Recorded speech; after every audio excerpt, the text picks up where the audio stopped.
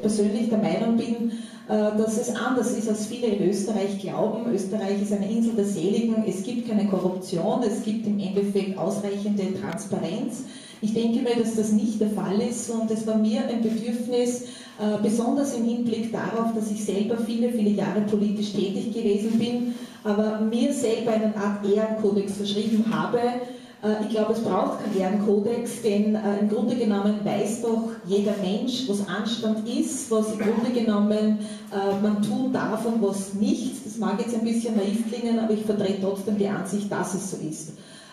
Ich habe es schon langsam satt, dass man immer in ein Boot geschmissen wird, wenn man politisch tätig ist, denn es gibt viele, die sich anstrengen, die sich bemühen, die geradlinig und ehrlich auftreten und agieren. Es gibt aber leider Gottes auch mittlerweile viel zu viele, die das nicht tun, die Politik verstehen als Selbstbedienungsladen, die Politik verstehen, um ihres eigenen Nutzens und Macht auszuüben. Und ich vertrete ganz ehrlich die persönliche Meinung, dass hier ganz massiv und ganz hart durchgegriffen werden muss und dass es hier wesentlich schärfere gesetzliche Bestimmungen geben muss.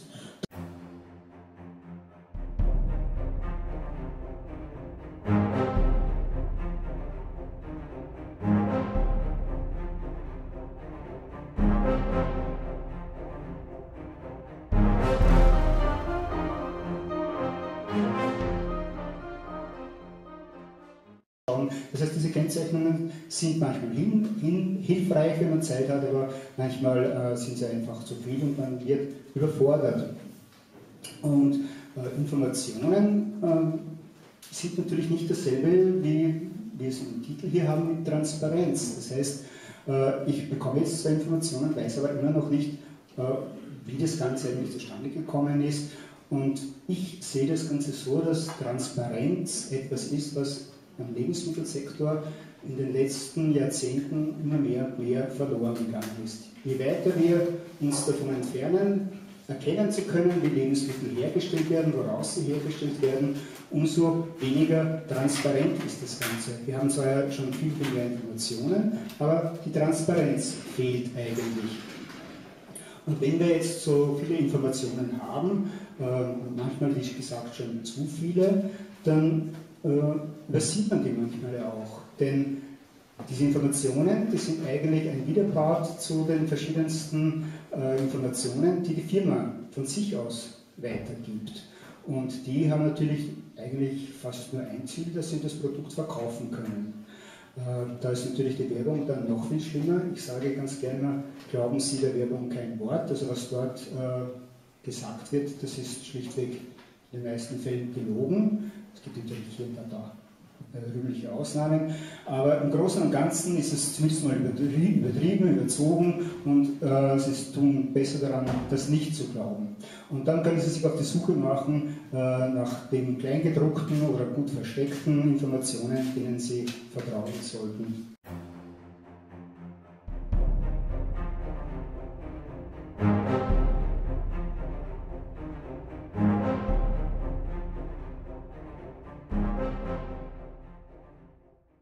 Darf Sie einfach bitten, loszulegen, wo krankt Sie in Österreich?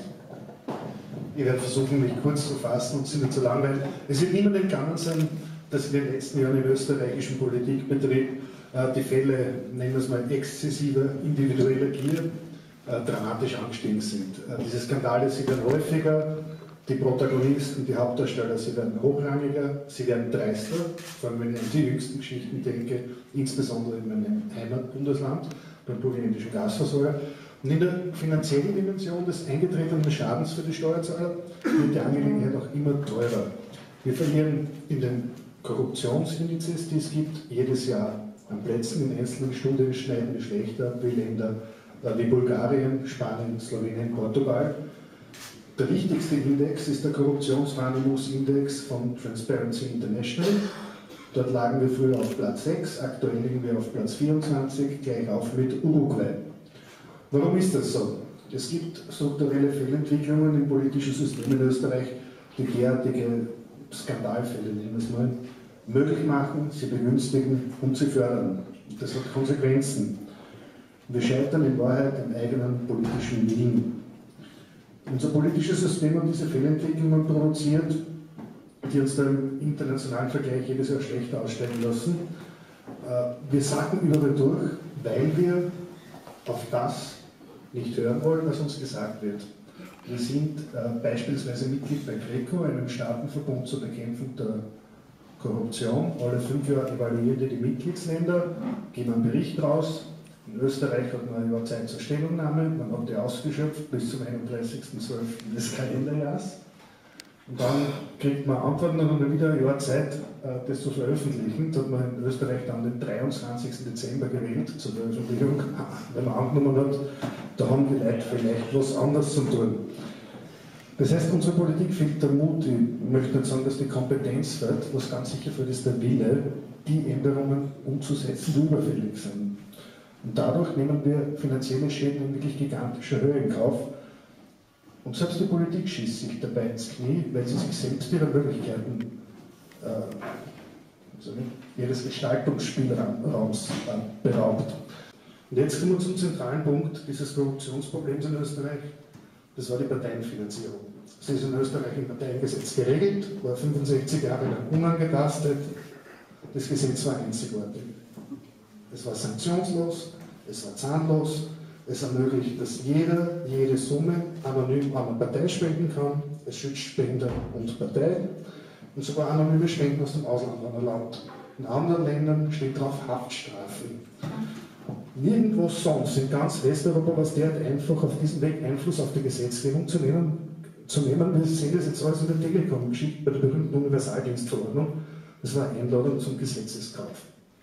Und der Herr Strasser, jeder kann sich heute auf YouTube anschauen, hat er ganz klar formuliert, wie das funktioniert.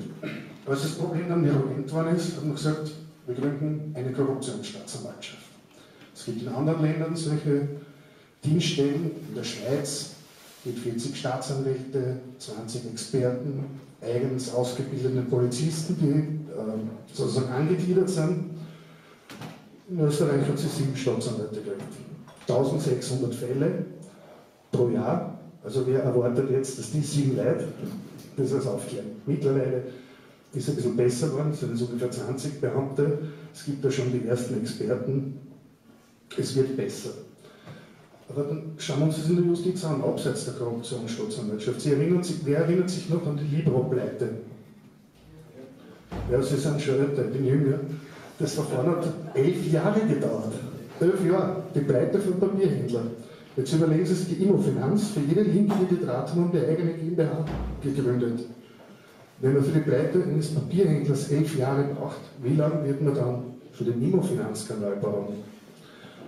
Ist Ihnen noch in Erinnerung das Babak-Verfahren? Hat es geheißen, wir kriegen Babak 2.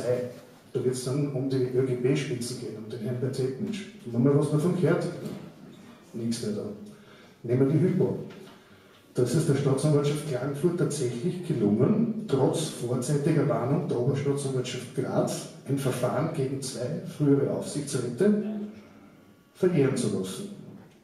Verjähren zu lassen. Der eine war der Herr Kultur und der andere ist der Chef der Grazer Wechselseitigen. Auch kein kleines Unternehmen in dem Land. Es ist also höchste Zeit, etwas zu ändern. Und wenn man was ändern muss, dann muss man diese Geheimniskrämerei ändern. Man muss Transparenz schaffen. Jetzt gibt es aber in Österreich 3 Geheimnisse, die sind sowas wie ein Sakrileg, die sind unantastbar. Das Amtsgeheimnis, das Steuergeheimnis und das Bankgeheimnis. Den Leuten wird erzählt, da geht es um Sparbuch der Oma. Es geht nicht um Sparbuch der Oma. Es geht um die Deutschen, die nach Österreich kommen und keine Steuern zahlen wollen.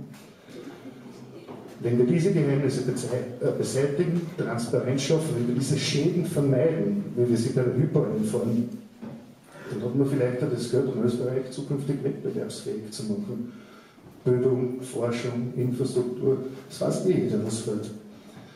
Ich habe Ihnen zum Abschluss noch einen Text mitgebracht aus einem Buch und ich hätte nachher eine Bitte, ich hätte gern, dass Sie raten, aus welchem Jahr dieser Text ist. Ich darf zitieren. Seit geraumer Zeit spricht man von der Korruption in Österreich. wie man vom Typhus, den Blattern oder Cholera spricht. Dass es scheint, man habe es nicht mehr mit sporadischen Fällen von Korruption zu tun, sondern mit einer Epidemie. Während aber die ordinären Epidemien in den armen Vierteln ausbrechen, grassiert die Epidemie der Korruption unter den oberen 10.000. Die Korruption hat nichts Widerwärtiges an sich und die Leute, welche schon längere Zeit mit ihr behaftet sind, haben schöne Frauen und große Häuser. Der Autor dieser Zeilen kommt letztlich zum Schluss, dass die unteren 100.000 wohl dem Beispiel der oberen 10.000 folgen würden. Also aus welchem Jahr ist das? Nein, der Autor heißt Daniel Spitzer, das ist aus den Wiener Spaziergängern und die wurden 1872 geschrieben. So hat es also nicht viel geändert in dem Land. Und ein Gesetz wäre ganz wichtig, darum unterschieden wir in dieser Initiative des Transparenzgesetzes. Wenn Sie einen Rechtsanspruch als Bürger haben auf alle Dokumente der Behörde, dann überlegen Sie dir ja vorher, was mache ich und wie mache ich es. Und dann hört ja dieses plumpe Drüberfahren auf oder dieses Austricksen, wenn man jetzt bei News zum Beispiel Serie gestartet News kämpft für Sie und was da alles daherkommt, insbesondere auf Provinzebene, wo Bürgermeister einfach alte Leute über den Tisch ziehen, bei Servitutsrechten, bei Grundstücksumwidmungen, bei Industriebauten mitten im Wohngebiet. Also ein Freedom of Information Act, ein Informationsfreiheitsgesetz. Ich gebe Ihnen nur ein Beispiel. In Österreich hat das Unterrichtsministerium in der Sekundarschule, also Hauptschule, Mittelschule, Gymnasium, voriges Jahr alle Schulen dieses Landes getestet in Mathematik. Heuer haben die Direktoren ihr Ergebnis erfahren. Also jeder Direktor weiß, was seine Schule für Ergebnis gemacht hat. Und im gleichen Brief steht drinnen, dass er mit Disziplinarverfahren bedroht wird, wenn er bekannt gibt, was er für Ergebnis hat. Jetzt arbeite ich für News, wir machen sehr gerne Rankings zu der Auskunftsbegehren gestellt und gesagt, wie wir alle Ergebnisse haben. Und dann kannst du es durchreihen, von der ersten Schule bis zur letzten in dem Land. Und natürlich muss man berücksichtigen, also alles, was die bekannt gemacht war, die oberösterreichischen Gymnasien sind am besten und die Hauptschulen in Wien am schlechtesten. Das haben wir vorher auch gewusst. Aber ich sage, wir leben in einer Wettbewerbsgesellschaft. Auch Schulen stehen im Wettbewerb und als Steuerzahler, mein Kind geht jetzt für die Volksschule, muss entscheiden, in welche Schule gebe ich sie und dann möchte ich auch wissen, was die Kinder dort in welchen Fächern für Ergebnisse erzielen. Die Studie liegt da, sie liegt unter Verschluss. Ich weiß schon, dass die Lehrergewerkschaft nicht will, dass das öffentlich wird. Ja. Und ich weiß, dass es Probleme geben wird in Simmering oder in Ottergring, weil die natürlich mit sehr vielen Kindern mit Migrationshintergrund wahrscheinlich schwer mit dem Gymnasium in Freistadt konkurrieren können. Aber den Hintergrund gibt es auch vorher. Herzlichen Dank.